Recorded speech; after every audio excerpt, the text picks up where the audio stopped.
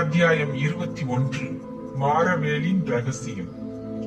வேறெந்த மனிதனாயிருந்தாலும் அதிர்ச்சியடைந்து விடக்கூடிய அந்த விபரீத நிலையிலும் இதயகுமாரன் தன்னை பற்றி நின்ற முரடர்களிடமிருந்து விடுபட எந்தவித முயற்சியும் எடுக்காமலும் சற்று திமிரக்கூட திமிராமலும் கண்ணெதிரே இருவர் கண்ணழகியை தூக்கிய போதும் எந்தவித உணர்ச்சியை காட்டாமலும் இடித்த புலியென நின்றிருந்தான்.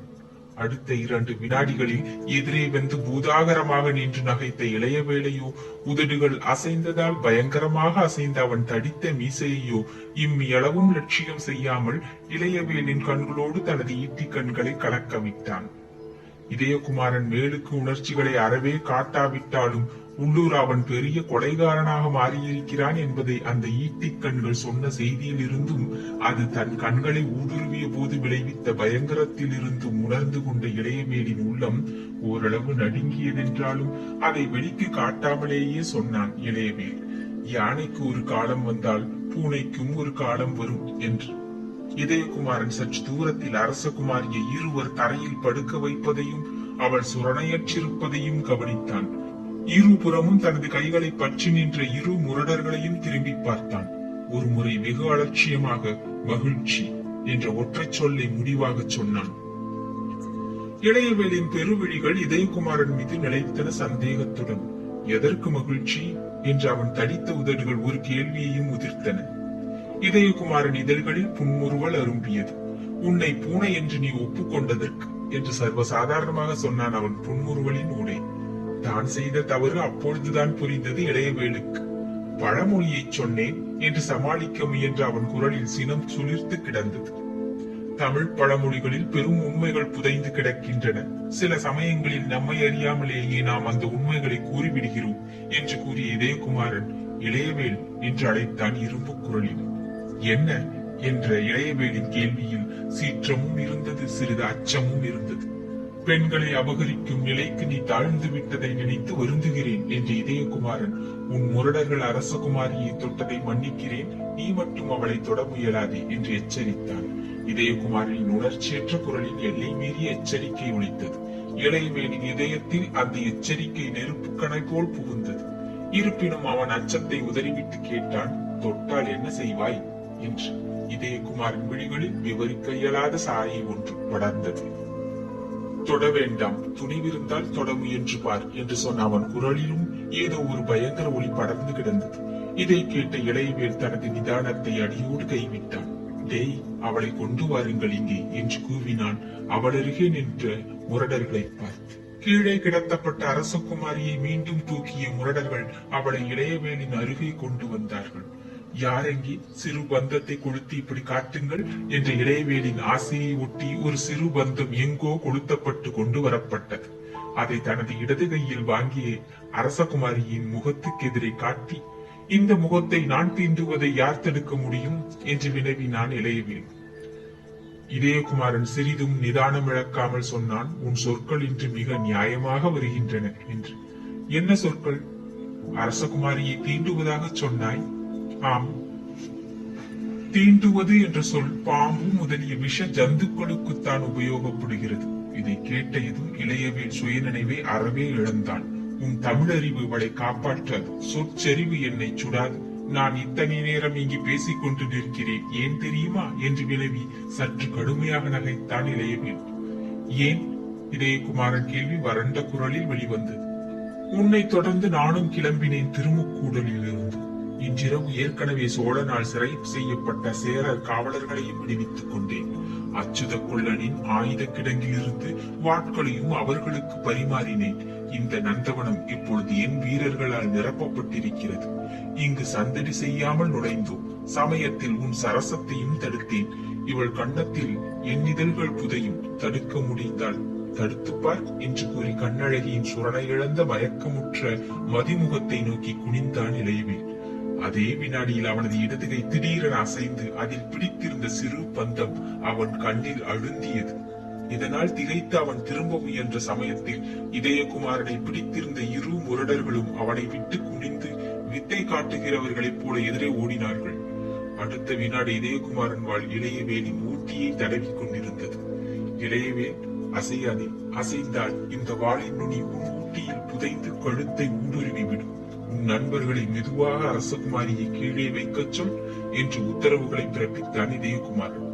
முரடர்கள் இளையவேலின் உத்தரவுக்கு காத்திராமல் உடனடியாக குனிந்து அரசகுமாரியை நந்தவனத்தின் புல்தரையில் கிடத்தினார்கள். இளையவேல், உன் வீரர்களுக்கு ஏதாவது சைகை செய்ய முடியுமானால் செய்து அவர்களை நந்தவனத்தை விட்டு போகச் சொல். இல்லையில் சோழ மன்னன் அவர்கள் அனைவரையும் 2ஆம் முறை சிறையில் இடமாட்டான், தூக்கிலிடுவான். சீக்கிரம் என்று துரிதப்படுத்தினான் இதயகுமாரன். எதிரியால் தனது கைப்பந்தம் கண்ணில் அழுந்தியதால் சுட்டு கருத்த ஒற்றை கண்ணுடன் மிக பயங்கரமாக காட்சியளித்த இளையவேல் எதிரியின் கத்தி முனை தனது கழுத்தில் அழுந்தி கிடந்த நிலையிலும் மெல்ல நகைத்தான். என் வீரர்கள் யாரும் அணுக மாட்டார்கள். இரவில் யாரும் நந்தவனத்துக்குள் நுழையும் வழக்கமில்லை. அப்படி நுழைந்தாலும் இந்த நந்தவனம் இங்கிருந்து நெடுதூரம் பரவி இருக்கிறது. மரங்களின் அடர்த்தி மிக அதிகம். என் வீரர்களில் சிலரை தவிர மற்றவர்கள் முன்னமே நகர்ந்து விட்டார்கள். அவர்களில் சிலர் மாரவேல் படுத்திருக்கும் அந்தப்புறத்தை நோக்கி சென்று கொண்டிருக்கிறார்கள், சோழ வீரர் உடையணிந்து. இப்பொழுது காவல் மாறும் நேரம். காவலை இவர்கள் மாற்றுவார்கள். இன்னும் அரை நாழிகைக்குள் மாரவேல் எங்கிருப்பார்? இங்கு யாராவது என்னை தொட்டால் மாரவேல் யமனுலகை எட்டி பார்ப்பார் என்று கூறிய இளையவேல், பார்த்தாயா இதயகுமாரா, எனது திட்டங்கள் நாளிகை கணக்குப்படி நிர்ணயிக்கப்பட்டிருக்கின்றன என்றான். இதை கேட்டதும் இதயகுமாரனும் பொறுமை இழந்தான். முதலில் இந்த முரடர்களை ஒருவனை அனுப்பி மாரவேலை தொட வேண்டாம் என்று கட்டளையிடு. இல்லையே யமனுலகில் மாரவேலை வரவேற்க நீ முதலில் போக வேண்டியிருக்கும் என்று கூறினான் இதயகுமாரன் கடுமை மிதமிஞ்சி ஒலித்த குரலில். அதைத் தொடர்ந்து இளையவேலின் காலில் ஏதோ மர்ம நரம்பு தட்டப்பட்டது இதயகுமாரன் காலால். இளையவேல் வெட்டப்பட்ட மரம் போல் தரையில் விழுந்தான். அடுத்த வினாடி இதயகுமாரன் கால் இளையவேலின் மார்பு மீது இருந்தது. வாள் ஊட்டியில் அழுந்தி கிடந்தது.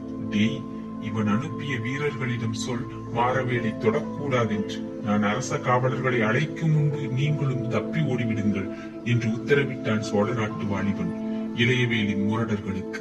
அவன் உத்தரவினாலும் தங்கள் தலைவன் இருந்த அவல நிலையினாலும் அந்த முரடர்கள் பாய்ந்தார்கள். கண்ணழகியை போட்டது போட்டபடி விட்டுவிட்டு அவர்கள் சென்ற பின்பு கேட்டான் இதயகுமாரன் இளையவேலை நோக்கி, நான் இந்த நந்தவனத்துக்குள் வருவேன் என்று உனக்கு யார் சொன்னது என்று. யாரும் சொல்லவில்லை என்றான் இளையவேல் மல்லாந்து கிடந்த நிலையில் இருந்து. அவன் சொற்களில் விஷம் கலந்திருந்தது. ஒற்றை கண் உக்கிரமாக பார்த்தது இதயகுமாரனை. என்னை தொடர்ந்து வந்தாய் அமுக்கூடலிலிருந்து? இல்லை. பின் எப்படி அறிந்தாய்? ஒட்டு கேட்டேன். முதலில் எதுவும் காதில் விழவில்லை. நந்தவனத்துக்கு போக சங்கரநாராயணன் சொன்னது மட்டும் காதில் விழுந்தது. நீ புறப்பட்ட சிறிது நேரத்திற்கெல்லாம் நானும் புறப்பட்டேன். இதயகுமாரனுக்கு நடந்ததெல்லாம் வெட்ட வெளிச்சமாக தெரிந்தாலும் ஒரு விஷயம் மட்டும் புரியவில்லை. சேர மன்னர் அறியாமல் இவன் எப்படி முக்கூடலை விட்டு கிளம்ப முடியும் என்று சிந்தித்தான். சேர மன்னர் இத்தகைய இழிசெயலுக்கு ஒரு நாளும் உட்பட மாட்டார் என்பது அவனுக்கு நிச்சயமாக தெரிந்ததால் அவரும் அறியாமல் இளையவேலின் ரகசிய நடவடிக்கையில் இறங்கி இருக்க வேண்டும் என்று தீர்மானித்தான். இனி காலதாமதம் செய்வதில் பயனில்லை என்பதை உணர்ந்த இதயகுமாரன் சற்று குனிந்து இளையவேலின் கச்சையில் இருந்த வாளை உரையிலிருந்து உருவி இடது கையில் பிடித்துக் கொண்டான். இரு வாளையும் இரு கைகளில் ஏந்திய நிலையில், இளையவேல், உன்னை கொல்லுவதில்லை என்று உறுதி கூறியிருக்கிறேன் மாரவேலிடம். ஆனால் அரசகுமாரியை தூக்க உத்தரவிட்ட உன் கைகளை வெட்டலாம், எழுந்திரு என்று கூறி தனது காலை அவன் மார்பிலிருந்து எடுத்தான். இளையவேல் மிக எச்சரிக்கையுடன் எழுந்தான். அதே சமயத்தில் இரு வாட்களாலும் அவனது கைகளை துண்டிக்க வாட்களை சரையலென வீச முயன்ற இதயகுமாரனை, வேண்டாம் இதயகுமாரா, வேண்டாம் என்று வேதனை சொற்கள் தடுத்தன. இதயகுமாரன் கண்கள் இளையவேலை விட்டு அந்த குரல் வந்த திசையை நோக்கின. மார்பில் ஏற்கனவே போடப்பட்டிருந்த கட்டிலிருந்து ரத்தம் ஒழுக மாரவேல் தள்ளாடி தள்ளாடி வந்தார். இரு வாட்களுடனும் அவரை இதயகுமாரன் தாங்கி பிடிக்க முயன்ற சமயத்தில் இளையவேல் சரையலென ஓடி மறைந்து விட்டான் மரக்கூட்டத்தில். மாரவேல் தலை சிறிது சுற்றி இருக்க வேண்டும். அவர் தலை சாய்ந்தது மார்பு புறமாக.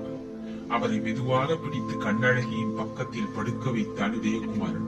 பிறகு 2 வாட்களையும் இடைக்கச்சையில் சொருகிக் கொண்டு வாவிக்கு சென்று இரு கைகளிலும் நீரை எடுத்து வந்து மாரவேல் முகத்திலும் அரசகுமாரி முகத்திலும் தெளித்தான்.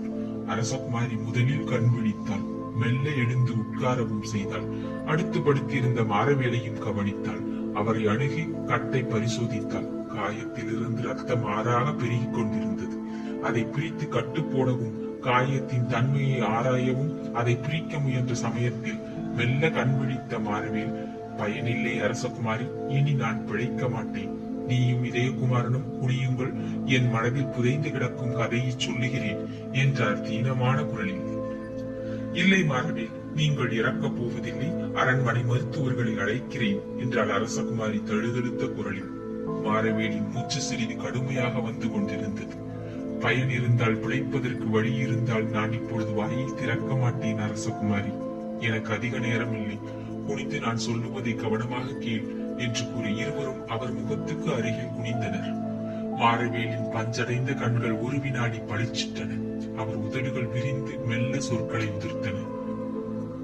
நீங்கள் இருவரும் இங்கிருப்பது எனக்கு மகிழ்ச்சி. என் மனதில் புதைந்து கிடக்கும் பயங்கர கதையை கேளுங்கள்.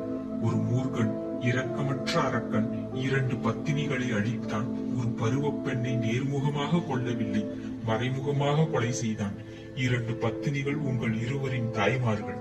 விவாகமாகாமலேயே கருவுற்ற அந்த கன்னிகை இளையவேலின் தாய், என் மகள் என்ற மாறவேலின் தொண்டை சிறிது அடைத்துக் கொண்டது. பிறகு சமாளித்துக் கொண்டு மெதுவாக பேசினார் மாறவேல் அவர் வாயிலிருந்து. ஒரு பயங்கர கதை 3 அரசுகளை பற்றியது. அவர் கதையை சொல்ல சொல்ல சினத்தின் எல்லையை தாண்டி கொண்டிருந்தார்கள் இதயகுமாரனும் கண்ணழகியும். விரிந்ததோ எண்ணவும் முடியாத விபரீத கதை. அதனால் ஏற்படக்கூடிய விளைவுகளை எண்ணி, அது தங்கள் இருவர் மீதும் சுமத்திய கடனை எண்ணி உணர்ச்சி பெருமூச்சு விட்டான் இதயகுமாரன். அத்தியாயம் 21 நிறைவுற்றது. நன்றி, வணக்கம்.